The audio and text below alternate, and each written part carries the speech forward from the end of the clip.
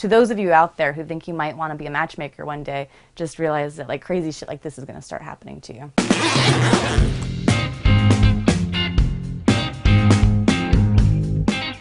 Welcome to my closet.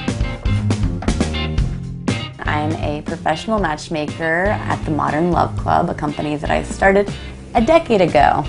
200 people a day apply online, and I just pick 50 people that I think are inspiring or cool, and I hear their life stories. So I sit in my couch in my office for an hour and just kind of figure out like maybe what they've been doing that has kept them from really succeeding with their like romantic goals. My sense of style factors into my work in the sense that it's kind of like, here I am, I'm a friendly person and I'm not afraid. So I've always definitely been very theatrical with my clothing. Growing up extremely poor, like, you know, I'd wear like garbage bags taped to my body or like try to be just like very resourceful.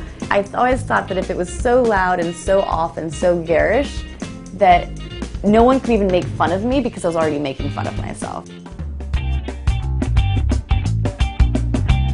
When my matchmaking started taking off, the first time I actually bought something that wasn't $10 was this little 1960s number, and it comes with matching panties. And this was like the first time that I was like, oh, I can buy myself nice things. The first time I met my friend Gabby, we were on an airplane and she's like, oh, you should be wearing this. And I'm like, yeah, I should be wearing this. And then I was wearing like a green jumpsuit, and so the first time we met, we traded outfits.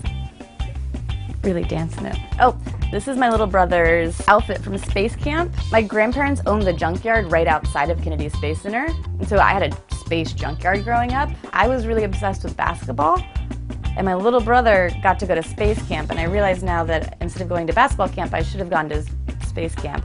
But I really love to wear this to clean the house in. And I think it really might irritate my little brother that I can wear his space camp suit from when he was 6. It might be frustrating. My grandma who raised me was kind of like this witch circus performer, and I think this might have been one of her tightrope walking outfits. And so I try not to wear it on the street that much these days, but for fun I like to wear this around the house. Here's my grandma's wedding dress. I found out on her deathbed that she'd been married 5 times. If you've been married 5 times, this is the dress you get. Nice gunny sacks dress she's got real wasted in. My grandma was definitely very much into wearing costumes all the time. I just assumed that dress-up clothes were how people dressed. She'd get into adventures and tumble around and get in fights at the bar and really live in her clothing, and so I've never been too precious about clothing.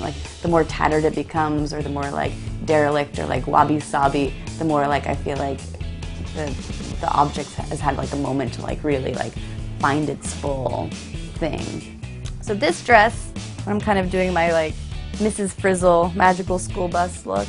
It's very difficult to be unhappy while wearing this dress. And then my other favorite dress is totally in pieces.